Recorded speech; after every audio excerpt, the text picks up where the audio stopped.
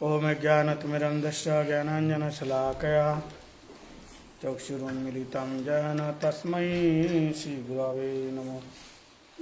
वाञ्छाकल्पतरुभ्यश्च कृपासिन्धुभ्येव च पतितानां पावनेभ्यो वैष्णवेभ्यो नमो नमः।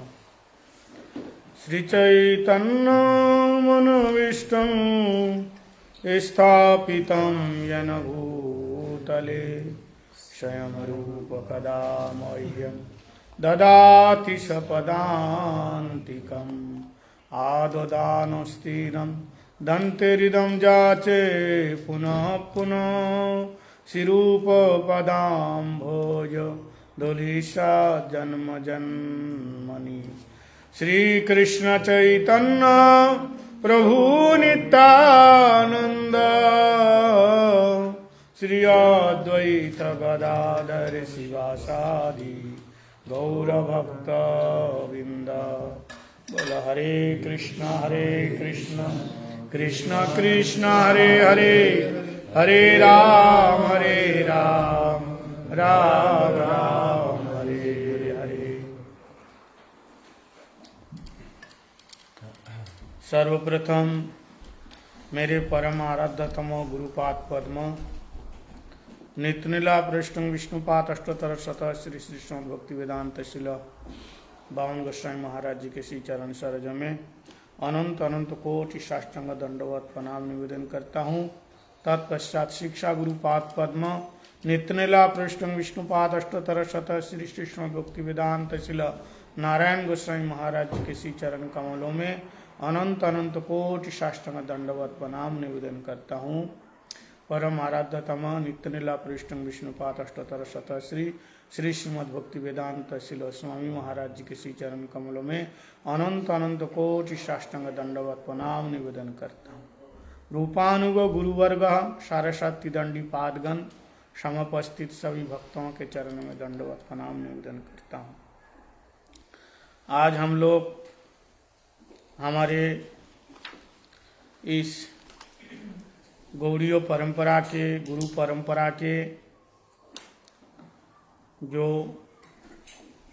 गुरुवर्ग है उन गुरुवर्गों में रूपानुग गुरुवर्गों में शिला रूप गोस्वामी प्रभु जी का शुभ तिरुभाव तिथि महामहोत्सव और उनकी महिमा कथा कीर्तन हम लोग कीर्तन कर रहे हैं।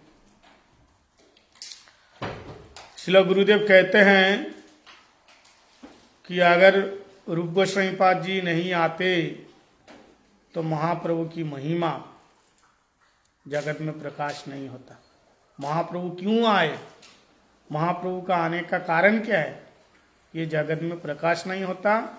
और महाप्रभु कौन है ये विशेष करके श्रील रूप गोस्वामी पाद ही बताए। So, Mr. Topam, I'm always notice to my Shri Guru Patana, Bhaktivedanta Brahman Goswami, to my Sister Guru, Bhaktivedanta Narayan Goswami, to notice to Bhaktivedanta Swami Maharaj, and the Guru Vaishnavas and all the Vaishnavas present here. So, Maharaj started that Gurudev used to say, when Rupa Goswami being the topmost of the Gaudiya Vaishnavas, he's saying that without Rupa Goswami, we would not know who is Mahaprabhu, what is the reason for Mahaprabhu to appear, and what he came to give to us. And what is the reason behind, what is the teaching behind Mahaprabhu. तो श्री चैतन्य महाप्रभु जो राधा भाव विप्रलम्ब महाभाव, कृष्ण क्या रसिक शेखर और परम करुण। रसिक शेखर के द्वारा उन्होंने राधा रानी के 3 वांछाओं को पूर्ण किया। कौन? चैतन्य महाप्रभु।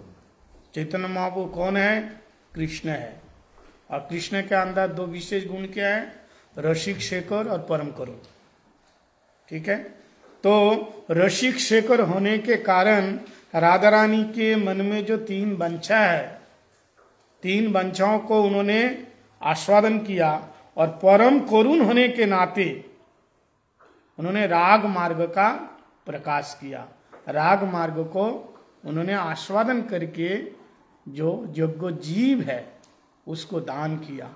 लेकिन कैसे दान किया, गुरुदेव बताते हैं, कृष्ण से भी परम करुण होने के कारण चैतन्य महाप्रभु अनर्पितम चरिम चिरात करुणयावतीर्ण कलो समर्पित उन्नत उज्ज्वल रसाम स भक्ति श्रियाम।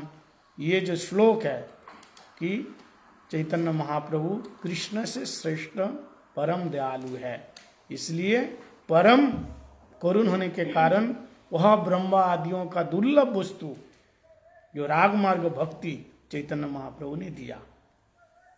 Maharaj is saying that we know the reason, one of three reasons for why Mahaprabhu has come. But when he said Krishna has two qualities, one is Vasika Shekhar and one is Param Karuna. Vasika Shekhar was able to taste what Radharani came to give. Now, what Radharani is tasting, so by becoming Mahaprabhu, he has tasted this. Three reasons why. Three reasons of what Mahaprabhu internally wanted to taste. But then Krishna is Karuna, but Mahaprabhu is more merciful than Krishna. He wanted to give this to all the living entities. Like Gurudev used to say, Krishna did not give to everyone. He gave it to only the people that were involved at that time. But Mahaprabhu gave it to everyone, being more compassionate than Krishna himself. So this verse is Rupa Goswami manifested. Anartita, that verse is saying that what is the reason for Mahaprabhu being more compassionate to give this Radha Nuga to all the Vaishnavas, to all the living entities. So that is the reason, to that the thing is, so that is. तो रूप गोस्वामी पाद ने महाप्रभु का महत्व को इस प्रकार से जगत में प्रकाश किया। वेद वेदांत उपनिषद सर्वत्र ही भक्ति के बारे में कहा है, लेकिन रूप गोस्वामी पाद जी को भक्ति का वर्णन करने की तरीका ही अलग है। जो वेदांतों में, उपनिषदों में, गोपाल तंत्र, गौतमी तंत्र में जो भक्ति के बारे में बताया, यहाँ तक भागवतों में भी बताया। भागवतों में क्या बताया? भक्ति का सर्वपादि विनिर्मुक्तम तत्परितल निर्मला ऋषिकेन ऋषिकेशम सगुणं भक्ति रुच्यते। लेकिन श्री रूप गोस्वामी पाद प्रेम तत्व, रस तत्व, जीव तत्व, परमात्मा तत्व, भक्ति तत्व, नाम तत्व, सब तत्वों के बारे में बताया। लेकिन विशेष करके उन्होंने जब भक्ति तत्वों के बारे में बताया, तब गुरुदेव कहते हैं भक्ति के जो भक्ति है, उन भक्तियों को उन्होंने और प्योरीफाई किया, भक्ति को और उसको छाना, उसका निचोड़ लिया। निचोड़ लेकर के उन्होंने अन्नाभिलाषिता शून्यम ज्ञान कर्मादनावृत्तम आनुकूल्येन कृष्ण अनुशूलम भक्ति उत्तमा। ऐसी भक्ति की महिमा इससे पहले ना तो कोई बताया, ना तो आगे कोई बता पाएगा। जो रूप गोस्वामी पाद भक्ति का मीनिंग बताया, भक्ति का अर्थ बताया, भक्ति इतना बारीकी से हो सकती है, ये श्रील रूप गोस्वामी पाद भक्ति रसामृत सिंधु के द्वारा, ये सिंधु महाराज इसलिए नाम है, ये भक्ति के सिंधु है, इसमें कोई था नहीं है। इतने सूक्ष्म रूप से उन्होंने भक्ति का वर्णन किया। So by the causeless mercy of Chaitanya Mahaprabhu, Rupa Goswami invested his energy in that. So by his mercy, he spoke of all the tattva, bhakti tattva, jiva tattva, prem tattva, Krishna tattva, Radha tattva, and so forth. But the most important topic to talk about was is bhakti tattva. And because in different scriptures, different definitions of bhakti is given. But Rupa Goswami churned it, boiled it up, and then he got the topmost description or definition of what is bhakti is. And it is never said before, it will never be mentioned. After the definition of bhakti, uttama bhakti, there's nothing that is left to be said about pure bhakti, about bhakti, what is bhakti itself.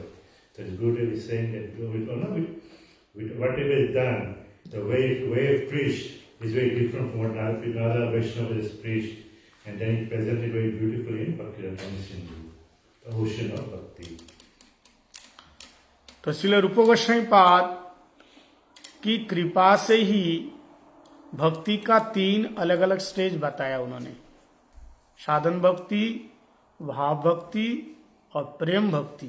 उन प्रेम भक्ति में भी रागानुगा मार्ग और रूपानुगा मार्ग, उनमें से रागानुगा मार्ग की अपेक्षा रूपानु मार्ग श्रील रूप गोस्वामी के अनुगत्य में निभृति निकुंज में राधा रानी की सेवा, गुरुजी वहां तो मतलब इतना स्पष्ट रूप से बताया कि ये सेवा प्रेम 2 प्रकार के होते हैं। यहाँ बताया प्रेम सेवा, एक सखी भाव में होता है, एक मंजरी भाव में होता है। मंजरियों का इतना अधिकार है, राधा कृष्ण के मिलन स्थली में भी वो मंजरियां प्रवेश कर सकते हैं, उनका इतना अधिकार है। तो इतना सूक्ष्म बारीकी से वो भक्ति का उन्होंने विचार दिया, और उन भक्ति को पाने के लिए कैसे पहले आदौ श्रद्धा तत्साधु संग अथा भजन क्रिया अनर्थ निवृत्ति निष्ठा रुचि आसक्ति भाव प्रेम, और प्रेम के ऊपर स्नेह मान प्रणय राग अनुराग भाव महाभाव रूढ़ अधिरूढ़ राधा रानी का महाभाव मादना को दर्शाता, कैसे राधा रानी उस रस का आस्वादन करते हैं, श्रील रूप गोस्वामी पाद आपने ग्रंथ के माध्यम से वर्णन किया। So then, when it is defined bhakti, defined there are 3 stages of bhakti: sadhana bhakti, bhava bhakti, prem bhakti. And then in prem, he gave two other branches came out of it. One is in Radhanuga bhakti and one is Rupanuga bhakti. And Radhanuga, also the specialty of Rupanuga bhakti was that when they are saving the kunjas, there are certain circumstances, activities in the kunjas where even the sakis cannot go inside, while the manjis have more adhika qualification to go inside. So because of the nature of the prem that is described in Radha and Krishna, the sakis go, then Radharani become a bit shy to express the love. While the manjis are there, there's no shyness, there's no disturbance in their activities. So that's why he's saying that then Rupa Goswami, after explaining this about what is the specialty of the Rupanuga, the line of the Manjari Bhavs, and then he defined from the beginning stage, Adho, Shata, Sata, Sadhu, Sambhajan, Kriya, and so forth, and he come to reach Prem, and then Prem, Manso, and then the most of Mahabhav. All this is defined in his scriptures, in the books he wrote. तो गुरुदेव रूप गोस्वामी पाद इतना purify करके इतना अंत तक गए, कैसे गए उसका बता रहे हैं। बोले रूप गोस्वामी पाद आने से पहले जगत में क्या भक्ति नहीं थी? भक्ति थी, लेकिन वो कैसी भक्ति? विधि भक्ति। ज्यादातर जो भक्ति हैं ये लक्ष्मी नारायण की भक्ति, ज्यादा से ज्यादा राम सीता की भक्ति, और कृष्ण की अगर भक्ति होए तो कैसी भक्ति है? शक्क भक्ति तक, शांत दास्य भक्ति तक।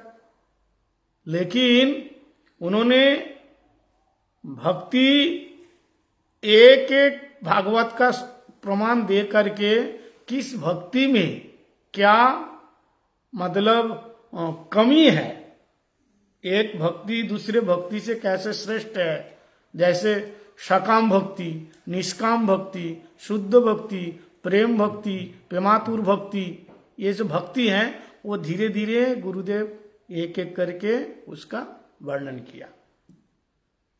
So then he started speaking about different levels of bhakti.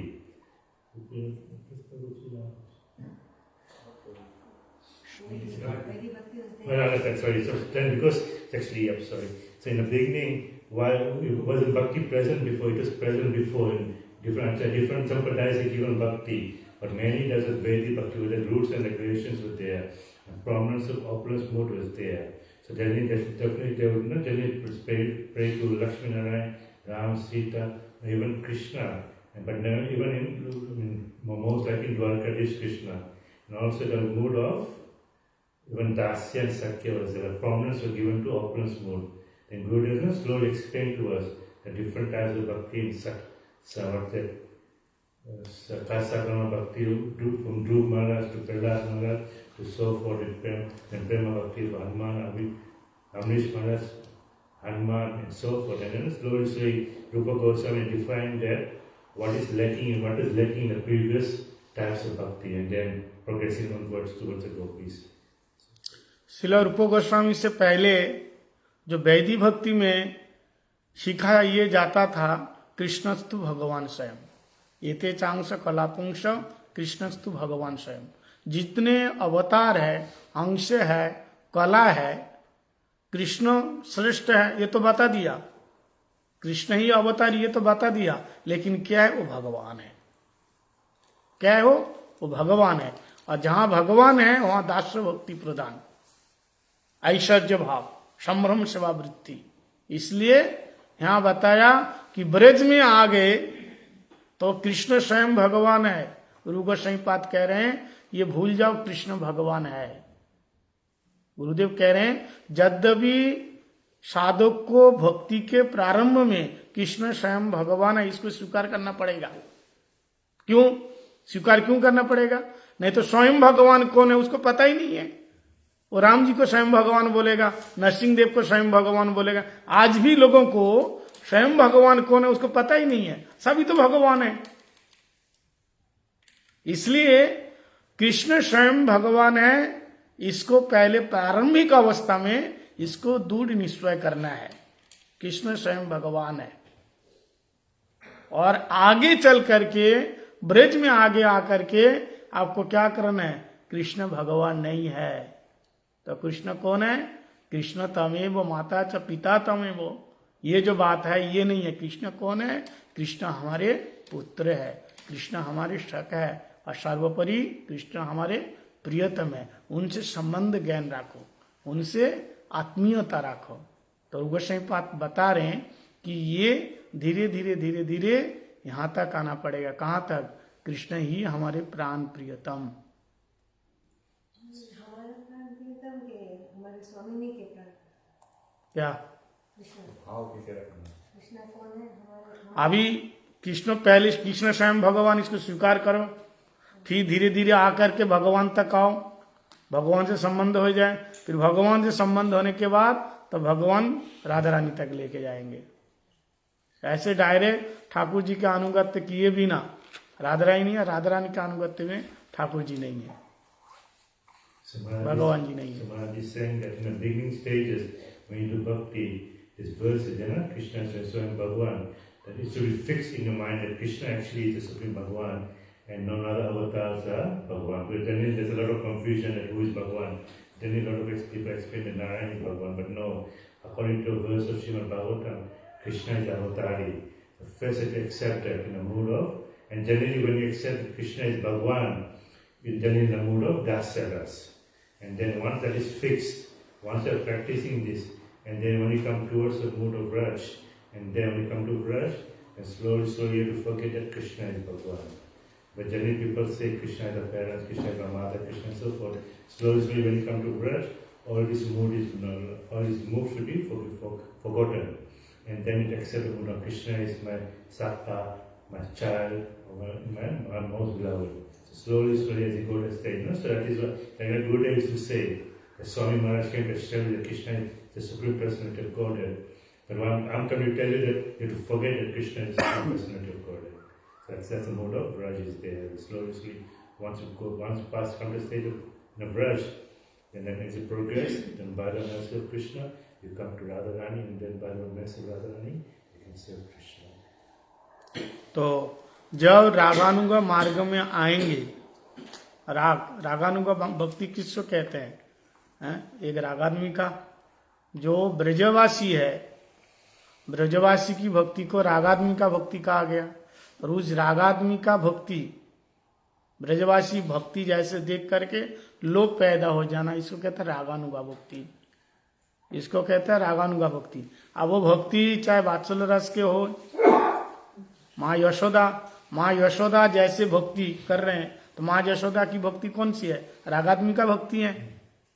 और माँ यशोदा जैसे गोपाल को पुत्र रूप में वात्सल्य भाव में आप सेवा करना चाहते हैं, ये रागानुगा भक्ति है। मतलब रागात्मिका भक्ति के अनुगत्य में जो भक्ति करना है।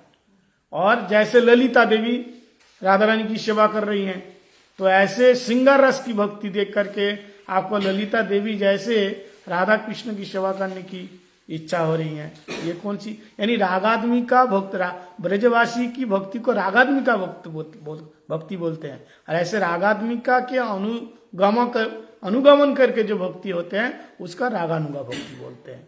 अब रागानुगा भक्ति में अगर आपको राधिका दाश्रम चाहिए, राधा रानी का पाल्वदासी चाहिए, तो फिर किसी गोपी के अनुगत्य में तब जाकर के भजन करने से राधा रानी के पाल्वदासी होकर के कृष्ण की सेवा करना। इसलिए यहाँ बताया कि अभिमानम परित्यज्यम प्राकृति देहे बपुरादिशु, प्राकृति देह बपुरादिशु श्री कृष्णे ब्रजे वशाम्यहम राधा रानी अनुचरी भूत्वा पारकीय रस सदा। राधा रानी अनुचरी भूत्वा पारकीय रस सदा राधा कृष्ण विलासेषु परिचर्या कराम्यहम। जब शरीर का अभिमान छूटेगा तब कृष्ण की कृपा से साधन भजन करते करते करते करते जब भाव तक के शरीर आएगा, भाव के बाद जब प्रेम आएगा तो ये शरीर से प्रेम नहीं होगा। आपके लिए कैसा शरीर चाहिए, ये शरीर छूटेगा।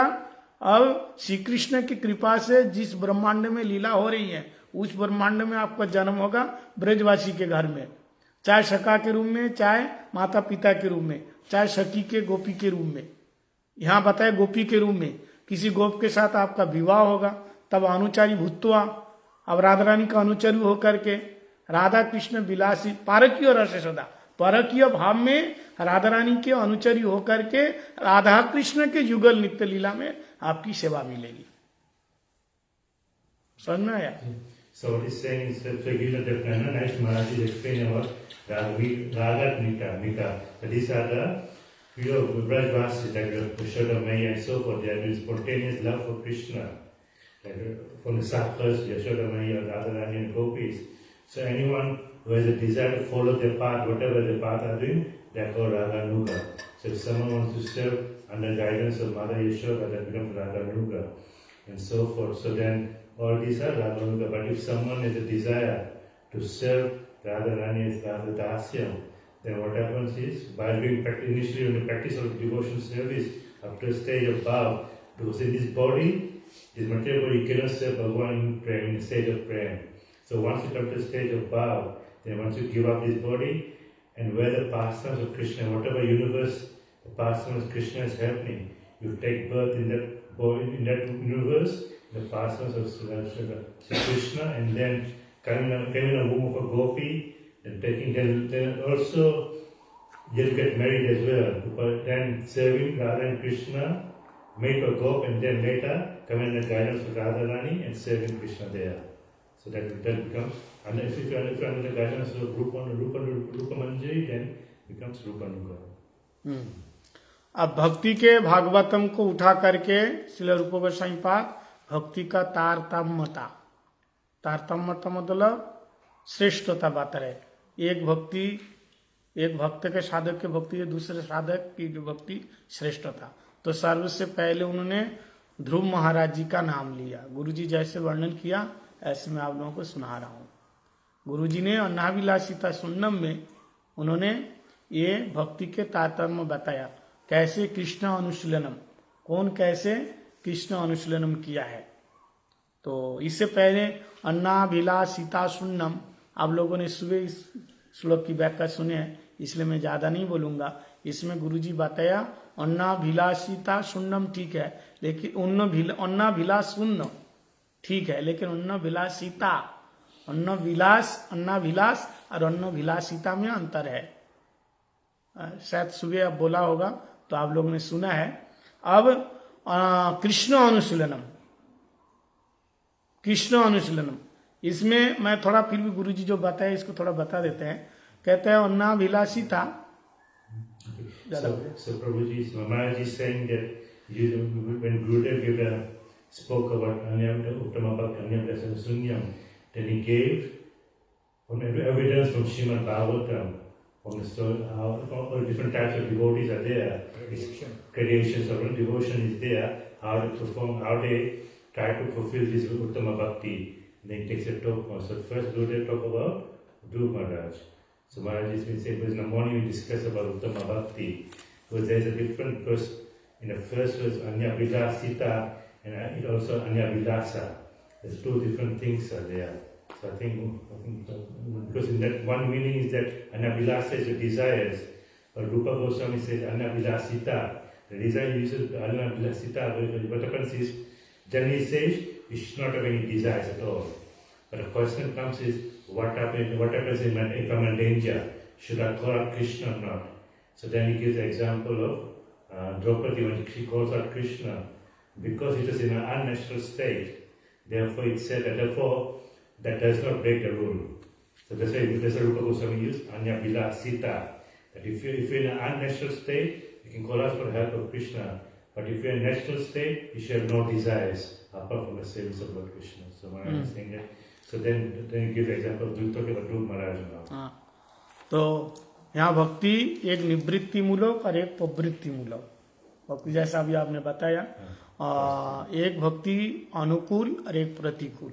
जो निवृत्ति मूलक भक्ति हमारे भक्ति में वो वर्धक है, भक्ति बढ़ाते है, और जो प्रतिकूल जो प्रवृत्ति मूलक जो भक्ति है यह हमारे भक्ति को घटाते हैं। तो इसलिए यहाँ बताया जो कृष्ण के लिए सब कुछ चेष्टा है, ये भक्ति हमें ग्रहण करना चाहिए। ठीक है, तो पहले ध्रुव महाराज जी के बारे में बता रहे हैं कि भक्ति में ध्रुव महाराज जी की भक्ति कैसी भक्ति। ध्रुव महाराज जी जंगल में क्यों गए थे? नारद जी ने बहुत समझाया कि घर चले जाओ, लेकिन कहा नहीं, हमको मंत्र दे दो। मंत्र लेके क्या करेंगे? पहले तो उनकी इच्छा थी पिताजी के गोद में बैठेंगे, अब वो कह रहे नहीं, हम पूरे देश के राजा होकर के हम दिखाएंगे। गुरु जी ऐसे बता रहे हैं। और उन्होंने तब भी किया नारद जी से मंत्र लेकर के, तो मन में क्या वासना थी? सकाम वासना, ये इच्छा लेकर के गए। इसलिए यहाँ बताया चातुर्विदा माम भजन्ते जे जना पुर्जुपासते आर्थी जिज्ञासु अर्थार्थी ज्ञानी च भारत। अर्थार्थी ये ध्रुव महाराज जी अर्थार्थी, तो सिंहासन पाने की इच्छा लेकर के सकाम वासना से गए कहाँ? जंगल में गए। हाँ, बाद में भगवान का दर्शन करने के बाद उनकी मन की इच्छा समाप्त हो गए। ये नियम है, भगवान को दर्शन करने से पहले हमारे मन में बहुत इच्छा होती है, लेकिन दर्शन करने के बाद इच्छा समाप्त हो जाते हैं। गुरु जी कहते 36,000 साल तक उनको राज करना पड़ा और उनको एक ध्रुव लोग मिला। गुरु जी बता रहे हैं कि ध्रुव महाराज जी भगवान की क्या सेवा किया? बताइए, भगवान के लिए क्या किया उन्होंने, कि कैसे सेवा किया? उनको तो एक अपना अलग से लोक ही मिल गया, उस लोक में रहने लगे, और उस लोक के चारों तरफ सप्तऋषि मंडल परिक्रमा लगा रहे हैं, चंद्र सूरज परिक्रमा लगा रहे हैं ध्रुव मंडल के। तो उन्होंने भगवान की क्या सेवा किया? भगवान से उनका क्या संबंध है? भगवान की खुशी के लिए प्रेममयी ऐसा क्या कुछ किया है? इसलिए ध्रुव महाराज की भक्ति अपेक्षा श्रेष्ठ आगे हनुमान जी की भक्ति बताए, ध्रुव के प्रहलाद महाराज जी की भक्ति बताए। So Maharaj is talking about Dhruv Maharaj. So as you know the story of Dhruv Maharaj, that he wanted to sit on his lap of his father, but because of his stepmother, so forth, he went to follow. But what is the desire to go to forest for? Not to worship Krishna for his pleasure, but to get a kingdom that is more superior than his father, get a position more than his father. So then he did all his bhajan, did his sadhana, and then when he got the darshan of Krishna, when he got the darshan of Narayan, they realized that this is what I'm asking to do. But still, for so many thousands of years, he had to enjoy in the kingdom, plus separately got a different lok as well. And so what service is doing? There was no mode of service to Bhagavan. And because even that loka is dedicated, a mode of enjoyment is there as well. So there's no enjoyment, there's no mode of service there. So then Gurudev is saying that no. So this one, there's nothing is, no, it's not even bhakti as well, not pure bhakti as itself, because it's the sakam bhakti is there, it's for his own desires. So that is there. तो ध्रुव महाराज जी की भक्ति शुद्ध भक्ति नहीं है। कौन सी भक्ति है? सकाम भक्ति है। इनकी सकाम भक्ति है। इसलिए ध्रुव महाराज जी की अपेक्षा प्रहलाद महाराज जी की भक्ति को श्रेष्ठ बताया। क्यों? प्रहलाद जी की भक्ति निष्काम भक्ति है। प्रहलाद जी की भक्ति में कोई कामना वासना नहीं है। प्रहलाद महाराज जी से जब भगवान ने कहा वरदान मांगो, तो प्रहलाद महाराज जी ने कहा कि आपसे मैं क्या मांगू, मैं व्यापारी नहीं हूं, भक्ति के बदले में मैं कुछ मांग लूं, व्यापार हो गया। तो भगवान ने जब बार बार कहा प्रहलाद मांगो मांगो मांगो, तब प्रहलाद महाराज जी ने क्या कहा है? प्रहलाद महाराज जी ने कहा कि यदि आप देना चाहते हैं वरदान, प्रहलाद जी कहते हैं, वो श्लोक है, कौन सा श्लोक जानते हैं? प्रहलाद महाराज जी ने क्या मांगा? पिता का तो उद्धार तो करो, ये तो पहले बता ही दिया। भगवान ने कहा वो तो हो ही गया है। प्रहलाद महाराज जी ने एक वरदान मांगा, और उसमें उसका अर्थ है हिंदी में कि मेरे मन में कोई कामना वासना ना होए, ये वरदान दो। बरम वृणे। तो श्लोक का पहले जो बताया कि भगवान से कह रहे हैं अगर मेरे मन में कोई मांगने की इच्छा पैदा हो तो ये इच्छा ही खत्म कर दो, इच्छा ही खत्म कर दो। तो गुरुजी बता रहे हैं प्रहलाद महाराज की भक्ति ध्रुव महाराज जी से श्रेष्ठ है, लेकिन श्रेष्ठ होने पर भी इनके मन में कामना नहीं है। इनके मन में क्या कामना नहीं है, लेकिन श्रेष्ठ होने पर भी इन्होंने भगवान से क्या संबंध जोड़ा? कौन? प्रहलाद महाराज। नरसिंह भगवान इनका क्या लगते हैं? पिताजी लगते हैं, भाई जी लगते हैं, माता जी लगते हैं, क्या लगते हैं? इनके लिए प्रकट हुए, दर्शन दिए, चले गए। इन्होंने क्या सेवा किया उनको? तो ये प्रेममयी तो सेवा है ही नहीं है।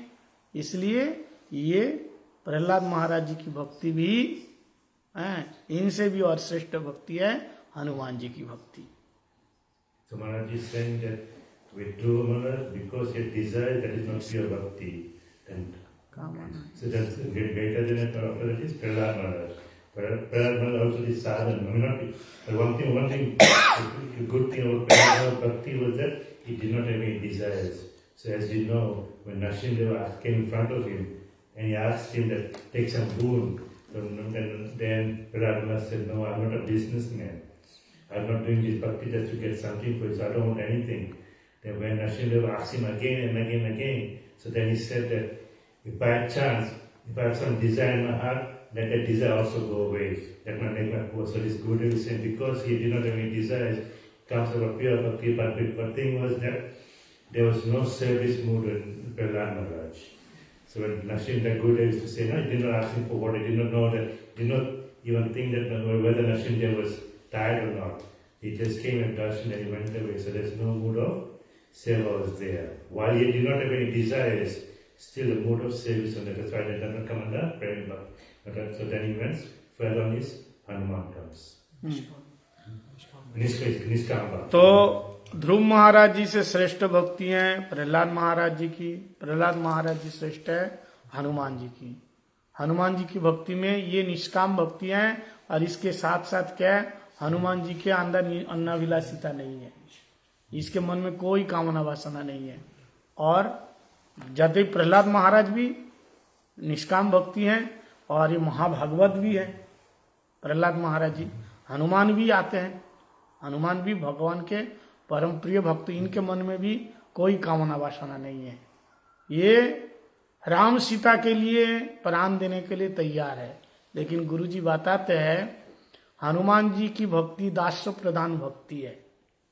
बोले हनुमान जी की तो छोड़ दीजिए, यहाँ तक लक्ष्मण भरत शत्रुघ्न, यहाँ तक सीता जी की भक्ति भी श्रृंगार मधुर भक्ति नहीं है, वो दास्य प्रधान। वो कौन है? सेविका है, ये दासी है, प्रेममयी भक्ति नहीं है, दास्य प्रधान भक्ति है। गुरुजी दृष्टांत दे रहे हैं, सीता जी जाते समय और उनके चरण में कांटे लग गए, तो क्या वो राम जी जाकर के स्वयं हाथों से निकाले गया? या सीता जी बताएंगे कि हमारे कांटे को निकाल दो? ना ये बता सकती हैं, ना राम जी निकालेंगे, क्योंकि मर्यादा पुरुषोत्तम है।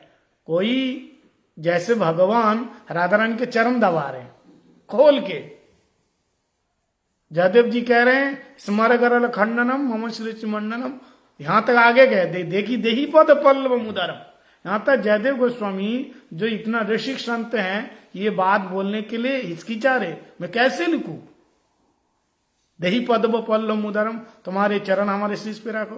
वो रुक गए, भगवान स्वयं आकर के लिख दिया, बोले कोई ये बात नहीं है, मैं वृंदावन में राधा रानी के चरण में लोट पोट खाता हूं, चरण दाबाता हूं। यद किंकरी शुभोष खलु काकुवानी नित्यम पर शिखंड मौले तस्य कदा रसन दे वृषभानु जाया तत्केली कुंज भव मार्जनीय श्याम। तो वृंदावन में कोई बात नहीं है क्योंकि वो लीला पुरुषोत्तम है, लेकिन अयोध्या में सीता जी कभी भी ये बात सोच नहीं सकती और न राम जी सोच सकते हैं। वो कभी भी कांटा निकालने की तो बात छोड़ दीजिए, राधा जी के सीता जी के सामने झुकेंगे भी नहीं, चरण स्पर्श करेंगे नहीं। तो कैसे प्रेममयी सेवा होगी फिर? यहां मर्यादा यहां रुक रहे हैं। तो इसलिए गुरुदेव कह रहे हैं कि हनुमान यद्यपि निष्काम भक्त हैं, जहां सीता जी का ये सेवा भाव नहीं है तो हनुमान कैसे करेंगे? इसलिए हनुमान जब पांडवों को देखते हैं, अर्जुन को देखते हैं कि एक पालंक में सो रहे, लेट रहे हैं, एक थाली में खा रहे हैं, तो तब उसके मन में इच्छा होती है ये अगर ऐसी भक्ति हम करते तो कैसे होता। So when he stand up with Hanubit, while Prahlad Maharaj has no desire to stay, Anya Vilasita Sunya is there, still when you go one step further to Hanuman, Hanuman also has no desires, but also got a service mood is there. His prominent is Dasaras, in Ashwari mood. So then even Maharaj is even Gurudev is saying that even up to the four Bharat, Satrughna and so forth, also Sita Devi, while then a bit of, but still they are prominent in Dasaras. Even you won't call Sita Devi's love as in Shingaras, because but what happens there is that because Maryada is there. For example, when Sita Devi and Ram was going to the forest, if a thorn comes in Sita Devi's foot, she cannot even think of asking Ram to take it out. And Ram will not even think of taking it out from her foot. So she has to take it out from her foot. Because why? Maryada is there. So because while they give the example of Krishna, when Jaydev writing in Gita Govinda, the time came not to ask for forgiveness. Why even Masadi, even Krishna is ready to bow down at the feet of Radharani. But even Jaydev was hesitant to write this, then Bhagavan came and wrote it himself. But he's saying that because there's everyone is actually even Ram Lila, everything is permanent because of was being Maryada, they're all in Dasaras. Well, the main thing is Dasaras. So that means they cannot, because of this restriction is there, they cannot be fully Premi Bhakt. Because of the obstacle of being in Ashwarya mode. Opulent mood is there. He is Bhagavan, and therefore I cannot go to that limit of service that I cannot. That's why when Hanuman sees the mood of the Pandavas, they're sleeping on the same bed, eating on the same plate, then he has a desire now to also go taste this rasa as well. तो धूम महाराज जी की भक्ति सकाम भक्ति, प्रहलाद महाराज जी की भक्ति निष्काम भक्ति। धूम महाराज जी की भक्ति शुद्ध भक्ति नहीं बताया गया, प्रहलाद महाराज जी को भक्ति शुद्ध यहाँ बताया गया क्योंकि निष्काम है, यहाँ अन्नाभिलाषिता शून्य है, क्योंकि महाभागवत है प्रहलाद महाराज जी। प्रहलाद महाराज जी ने उस श्लोक में कहा यदि राशिस में कामान वरांस्तम वरदश्रव कामानम हित संग्रुहम भवेतस्तु विनेवरम।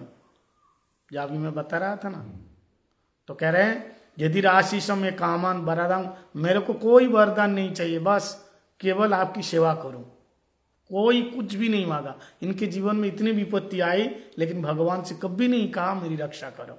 तो इनकी भक्ति की अपेक्षा हनुमान की भक्ति श्रेष्ठ है। हनुमान की भक्ति श्रेष्ठ क्यों है? क्योंकि हनुमान इनसे भी, प्रहलाद महाराज जी से, प्रहलाद महाराज जी भी निष्काम भक्त, इनके भी निष्काम भक्त हनुमान जी, इनमें भी अन्नाभिलाषिता शून्यम। हाँ, प्रहलाद महाराज जी को कभी नृसिंह भगवान गोद में बिठाया, प्यार से, छोटे से बच्चे गोद में बिठाया प्रहलाद महाराज जी को। लेकिन नरसिंह भगवान से भी हनुमान जी की भक्ति श्रेष्ठ इसलिए बताया कि हनुमान भगवान के साथ कितने समय तक रहे, और प्रहलाद महाराज जी नरसिंह भगवान के साथ कितने समय रहे। प्रहलाद महाराज जी को नरसिंह भगवान ने दर्शन दिया, थोड़ी देर के लिए रहे और फिर वो चले गए, अंतर्ध्यान हो गए। फिर प्रहलाद महाराज जी राज करने लग गए। लेकिन हनुमान क्या भगवान राम जी के साथ कितने समय तक रहे, कितने समय बहुत सालों तक वो रहे, उनकी सेवा किया, उनकी छांव में रहे। गुरु जी इसके बीच में एक कथा सुना था, आप लोग जानते हैं, हनुमान जी पूरे शरीर में सिंदूर लगाए, है ना। तो बहुत सारे कारणों लेकर के गुरु जी कहते हैं हनुमान जी की भक्ति श्रेष्ठ है। लेकिन हनुमान जी इनके मन में पंच पांडव की भक्ति देख करके इनके मन में पंच पांडव जैसे सेवा करना चाहते हैं। जैसे पंचो पांडव, भगवान क्या करते, पंच पांडव के लिए सारथी बन जाते हैं।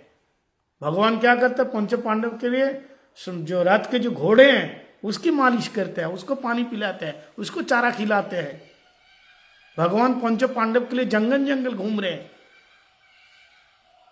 और केवल इतना नहीं है, पंच पांडव के साथ एक ही बिस्तर में बैठ रहे। लेकिन हनुमान ऐसा कभी सोच नहीं सकता है कि एक ही जगह एक ही पास में बैठे। क्यों? क्योंकि हनुमान जी की भक्ति क्या दास्य प्रधान, और अर्जुन क्या शक भाव है। यहां तक युधिष्ठिर महाराज जी के अंदर तो वात्सल्य भाव कृष्ण के प्रति, जैसे ब्रज के वात्सल्य नहीं है लेकिन है वात्सल्य भाव, ऐश्वर्य प्रधान वात्सल्य भाव है। इसलिए पांडव की भक्ति हनुमान जी की भक्ति से श्रेष्ठ है। While Dhruv Maharaj is Sakam Bhakti is there, while Prahlad Maharaj is Shuddha Bhakti. And because also the Mahabharata as well, with no desire to, and Abhirasita with no desire to ask any form. Regardless how many problems or difficulties he had, never once asked for the Lord to protect him. So then he goes to, then he says about Hanuman. He says, because while Hanuman has this mood of Rasidas, because he also gave an example that how long did Prahlad Maharaj associate Narasimha, not for too long. Maybe within a few hours, he came, Darshan said, even he sat on his lap, and then after that, Narasimha left. But with Hanuman, for so many thousands of years, he has served Ram, just like a shadow, serving. Gurudev used to give this very famous example of how Hanumanji, one time Sita Devi is putting the sindoor, and then Hanumanji came and put oil to mix all the sindoor and cover all the body, and then into the assembly and so forth. But he served with so much affection is there, but still, he cannot come on the platform of Pandavas that sit in the same level of Ram. Could not do that. Because the mood is so prominent of Dasya Ras. So there's always a restriction is there. But when he saw the Pandavas, how close they were to Krishna, Arjuna was in the same, sleep in the same bed. Arjuna's head was Krishna, Arjuna's feet was on Krishna's side, and Krishna's feet was on Arjuna's head, and so forth, so eating from the same plate. And also Yudhishthira being senior to Lord Krishna, it is Vatsalya mood towards Lord Krishna as well. No? So therefore it's shown that they were so close. And also it gives example that also Krishna, and for their happiness, it became their Sarthi. Sarthi means chariot driver. And also relationship with getting married to Subhadra as well, like a brother-in-law as well. The relationship was so close. And then the love is so intimate, the past that we're going on through them. तो पंच पांडव जब उद्धव जी को देखते हैं, फिर उद्धव जी जैसे भक्ति करना चाहते हैं, तो पंच पांडव की अपेक्षा उद्धव जी की भक्ति श्रेष्ठ है। अर्जुन की भक्ति शक भक्ति है और उद्धव जी की भक्ति भी शक भक्ति है। उद्धव भी तो शक है, अर्जुन भी शक है, बल्कि शक भक्ति में, जो नवविधा भक्ति में, शक भक्ति में अर्जुन का नाम आते हैं, उद्धव जी का नाम नहीं आता है। क्यों नहीं आता है? क्योंकि उद्धव शक भक्त होने पर भी जब ब्रज में आए, अब ब्रजवासियों का सौभाग्य देखा, राधा रानी का प्रेम देखा, तब उद्धव जी क्या बोले? आशाम चरण रेणु जुषाम शाम वृंदावने किमोपि गुल्म लतो सदीनाम। वृंदावन में निवास करना चाहते हैं। वृंदावन में क्या रेणु बन करके, धूल बन करके वृंदावन के वासी होना चाहता है। लेकिन अर्जुन के अंदर ये भाव नहीं आया ब्रजवास करने का। अर्जुन कहाँ के शक है? अर्जुन कहाँ का परिकर है? और उद्धव जी यद्यपि इनका शक है, लेकिन ब्रज में आए अब ब्रजवासियों का सौभाग्य देख करके, राधा रानी का सौभाग्य देख करके राधा रानी की चरण रज बनना या ब्रज का रज बनने के लिए ये चाहते हैं। इसलिए अर्जुन की अपेक्षा उद्धव जी की भक्ति श्रेष्ठ है।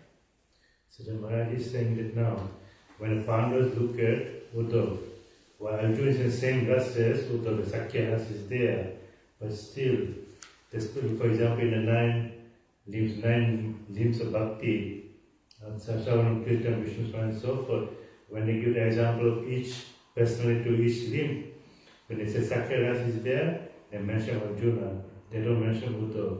The specialty of Uddhav was that when he went to Vraj, then when he saw the state of the gopis, how high their love was, they had a desire to also come to Vraj and get his praying as well. So they said, praying to the lotus feet of the gopis, that at least that will become the dust at the lotus feet so that I can get his obtain his Vraj. And so they said, get his praying as well.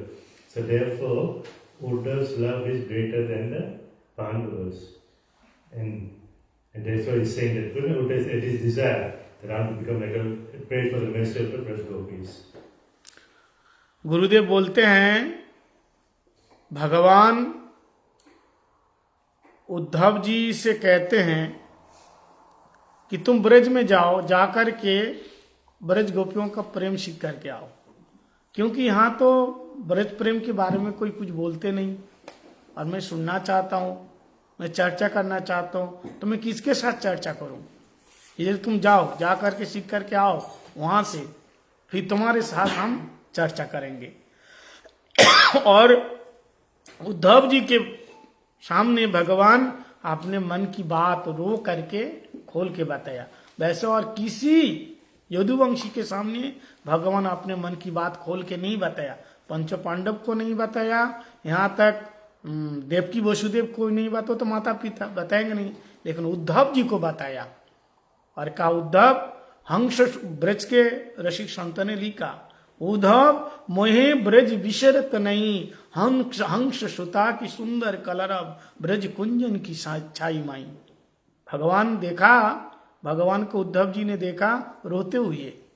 Uddhav ji ने कहा, सका क्या बात है, तुम क्यों रो रहे हो? और तुम्हारा जो मुख है ये ब्रज की तरफ है, किस लिए रो रहे हो, क्या हो गया? भगवान हो तुम। उद्धव जी के अंदर ज्ञान है पूरा कि ये परमात्मा है, भगवान है। भगवान कभी रोता है? लेकिन आज क्यों रो रहे हो? और मैं देखता हूं तुम्हारी मुख की दिशा है वो ब्रज की तरफ है, क्या तुम ब्रज को याद करके तो नहीं रो रहे हो? ठाकुर जी ने कहा, सखा तुमने ठीक पहचाना। आज वर्ष बीत गया लेकिन हम ब्रजवासी को भूल नहीं पाए। ब्रज की बहुत याद आती है। अरे अगर मुझे जाना नहीं था तो मैंने क्यों कहा परसु आगमी संग, मैं परसु आ जाऊंगा? ये गलत है ना। इसलिए उद्धव मेरा मन नहीं मानता, मेरे बिना ब्रज के हंस सुता सुंदर कलरव, ये देखो गाय बछड़ा मोर, ये लोग मेरे बिना कैसे रह रहे हैं? माँ यशोदा नंद बाबा कैसे रह रहे हैं? यहाँ तक मेरी प्यारी राधा जी, उनकी क्या हाल हो रही है? इसलिए मेरा संदेश लेकर के जाओ। भगवान उद्धव जी को यज्ञ समझा कि प्रेम का संदेश लेके, अगर जो गोपियों का संदेश, ब्रजवासियों का संदेश, किस बात का संदेश दे रहे हैं बताइए? तो ये संदेश मतलब समाचार, मेरा समाचार लेकर के ब्रज में जाओ। भगवान स्वयं अपना रथ दिया, अपना गले के माला दिया और पीताम्बर पहन करके उद्धव जी रथ में बैठ के जैसे जा रहे थे ऐसा लगा मानो कृष्ण ही जा रहे हैं। तो उद्धव जी उन यदुवंशियों में स्पेशली है जो ब्रज में गए और ब्रज में जाकर के उनका भाव ही बदल गया। इसलिए उद्धव जी की भक्ति सर्वश्रेष्ठ इन भक्तों की अपेक्षा। अब उद्धव जी ब्रज में जाकर के ब्रज गोपियों का भाव देखेंगे, ब्रज गोपियों का भाव देख करके वो भाव पाने की इच्छा करेंगे और उन ब्रज गोपियों की, उद्धव जी से ब्रज गोपियों का भाव श्रेष्ठ है और उन ब्रज गोपियों से श्रेष्ठ राधा जी की भाव, राधा जी का भाव श्रेष्ठ है। अब टाइम तो हो गया है, इसलिए कल उद्धव जी की और भी भक्ति और गोपियों की भक्ति और गोपी श्रेष्ठ श्री राधा जी की भक्ति के बारे में बताएंगे। So Maharaj is concluding saying that what is the reason for Uddhav? Because superior to the Pandavas, because when Krishna wanted to send, because Krishna had desire to talk about Braj, to pass on to someone in Mathura or in Dwarka, but there was no one qualified to speak to these topics to him. Then he saw that at least the only person qualified he is Uddhav. So then he said that was the reason why Uddhav was selected, because of his qualification. But then one time when Gurudev is about this pastime where Krishna is looking towards Vrindavan, and Uddhav comes and sees that Krishna is crying. He's asking him, because normally it's Bhagavan, why is he crying? But then he says, I feel a separation from the Brajvasis and so forth. And Krishna said, yes, please, because I promised them that I'll come day after tomorrow. But why did I make this promise? Because I'm not going back to them. So please give this message to them, my message. Because he wanted Uddhav to go there and learn the love of the gopis. So that when he comes back, I have someone to talk to share my, because he could not reveal his heart to anyone there. Not to his parents, not to anyone, no one is qualified. So he wanted someone to reveal his heart to. So then when Uddhav went there, then he saw, because he sent him with everything, with his own chariot, with his own mala, and all cloth, and everything. So when he went there, it was like, because his complexion was similar to Krishna's. So then he went there, and then he said that, then he went and he saw the gopis, and saw the love of the gopis. Then he had a desire of the gopis, and they're showing that how much superior the gopis were compared to Uddhav. And then the topmost of Radharani, so we'll discuss it tomorrow. But the love of Uddhav tomorrow. What the superiority of Uddhav to the Pandavas. Srila रूप गोस्वामी पाद की जय, तदीय समाधि मंदिर की जय, भजन कुटीर की जय, समागत गौर भक्त वृंद की जय, गौर प्रेमानंदे।